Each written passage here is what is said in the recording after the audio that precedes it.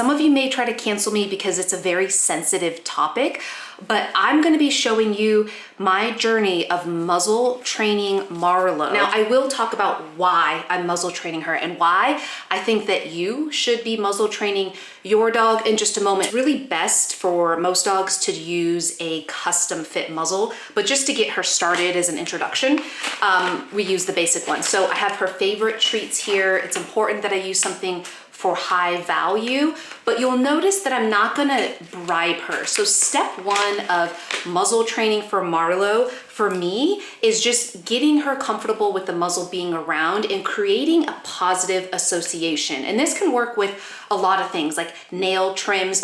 If we have time, I'll show you how I'm teaching her to trim her own nails with this board. Let's do our first session, keep everything light and positive. And she's got the soft muzzle in her mouth. And you may not even realize it, but your dog may have worn a muzzle without you ever realizing it. And I'll talk about why that is in a moment. So step one is those little straps here. I'm gonna wrap it around the back, good girl.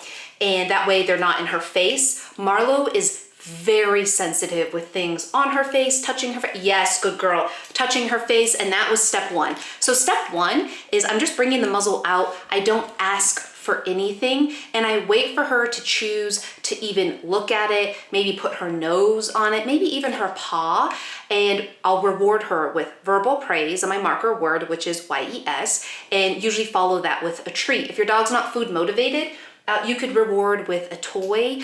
Maybe they like praise or play. So we'll just wait and let her decide what yes, there we go. And you'll notice that I'm not starting with feeding her the treat through the muzzle because I want her to practice going in, coming out, and then choosing to put her nose back in there. Yes! This allows me to read her body language better to see if she's actually comfortable with what we're doing. If she chooses to come back and her body language seems like she's eager or relaxed, then I know that she's having a positive experience. If she's feeling too driven to put her nose in there just to get a treat, it could turn into something less positive. So I just want to keep it casual, relaxed, and she is,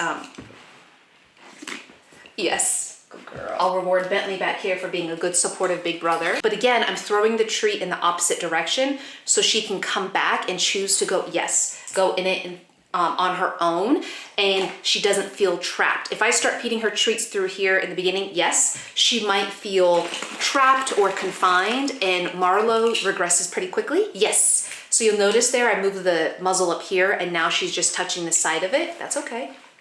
We're just starting this training. Yes! There we go. Training sessions for her may only be 2 minutes. Yes. And then we'll work our way up to 5 minutes, 10 minutes. And every time we bring this out, yes, we keep it very short and positive. Yes. Oh, we went all the way in there. And what I like to do in between with little breaks is, so you can see here, this could just be that she's itchy, but sometimes this can be a behavior that kind of shows that she's almost redirecting or almost resetting herself. And could just be a sign that she's feeling a little worried, a little concerned, but also she could just be itchy. So these are things that I'm looking for in these sessions, but notice that I don't have a tucked tail. She's not running away. I don't have her confined or on a leash. She can leave at any time. Good girl. See, she's looking at me like, okay, mom, what's next? And that's what I want. I want to end these sessions with her wanting to work more. Now let's practice with her soft muzzle. And I'll explain in a moment why I'm doing soft and harder muzzles. Oh, it hurts to sit down. I'm sunburned and I'm peeling and it's a little painful. Wear sunscreen, my friends. Okay, Marlo, you ready? So what I like about this one, let me show you what it looks like. Good girl. She's like, oh, what are we doing, mom? You see this? This is what I want to see. I want her to be eager to try to figure out what I want. I want her to be excited. Right now, she wants to put it in her mouth, which actually could be a bit of a redirection of saying, hey, mom, I don't know if I want to do this. Or it could just be that she wants to play. I overthink just like she does.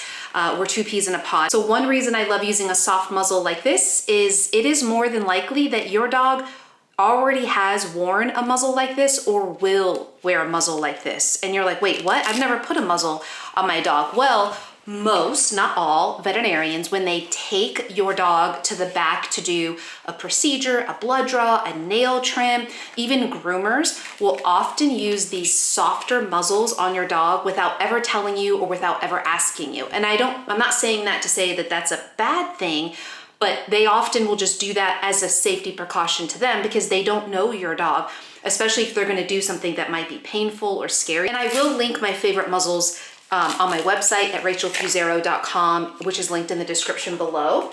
But reason I like this muzzle is you can start with it open like this and then it Velcros shut. So one thing that makes it really adjustable for your dog's size because dogs' noses vary, but it also makes it less intimidating for your dog. I'll show you what I mean. Instead of having your dog put their nose through a hole like this to start, you can start, she's still a puppy, remember? You can start with it flat like this. So this way it's a little bit less intimidating. Okay, Marlo, right here, sit. Get some treats. Oh, we didn't listen, yes. Okay, there we go. So my goal here is essentially a chin rest, which I may actually try that, but let me see what she does on her own. Yes, so right there, we just did a little nose tap, that's fine. Again, we're just creating a positive association. Yes. With the muzzle. Again, I'm throwing the treats away, so she has to make the conscious decision to come back and interact. Yes, and if she doesn't, that's okay. That just tells me it might be too much, I might be moving too fast. This is one of those things where I imagine it'll be a slow beginning and then progress quickly. I should have marked that, but it's okay. So she's wondering, what does mom want?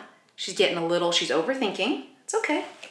Yes! I'm gonna close it much larger than would be properly fitted so that she doesn't have to work hard to get her nose in there. You can see that. I'm gonna keep the strap out of her way because I don't wanna spook her. Again, Marlo is a very worried, nervous dog. Some dogs will get this really quick.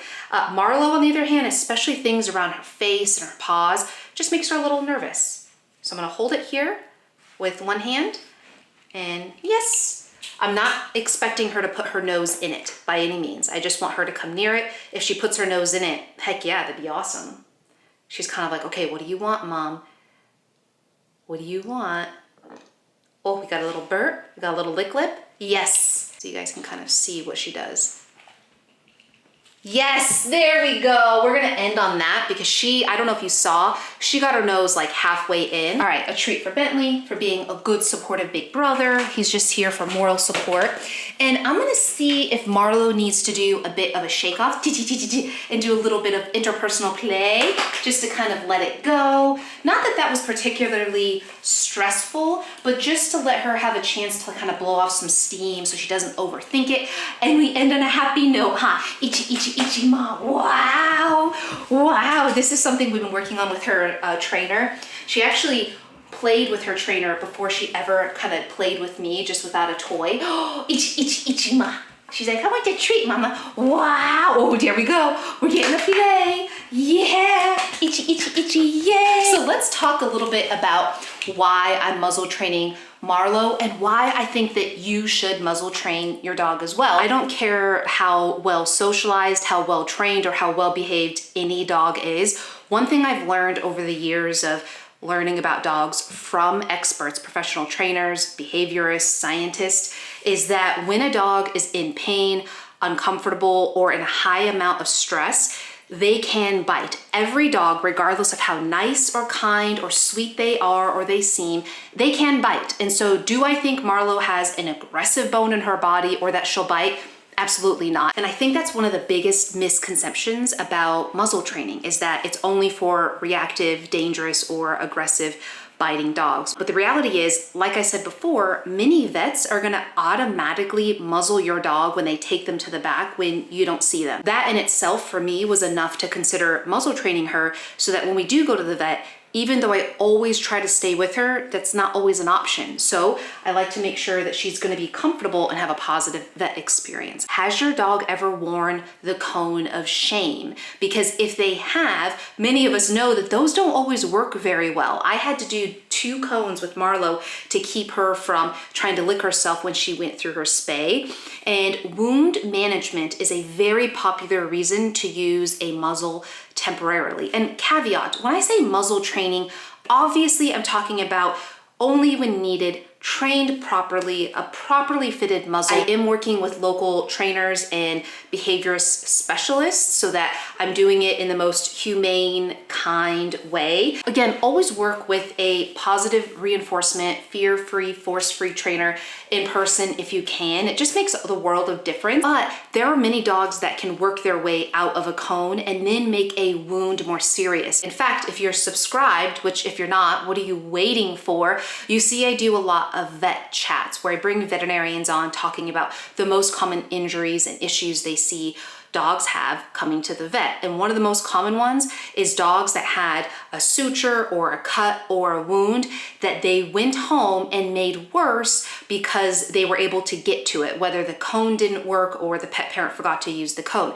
Where if you put a muzzle temporarily on a dog, supervised of course, when they have a wound, that can keep them from licking on themselves. So it might be more comfortable for them than having this huge cone. If you have a dog that eats rocks, sticks, socks, or other non-food item things, a muzzle can be a great thing to use to help manage that while you're working on training. So let's say you go on walks. I get this question a lot. Hey, Rachel, how do I stop my dog from eating rocks every time we go on walks? I can't go anywhere and they're having obstructions.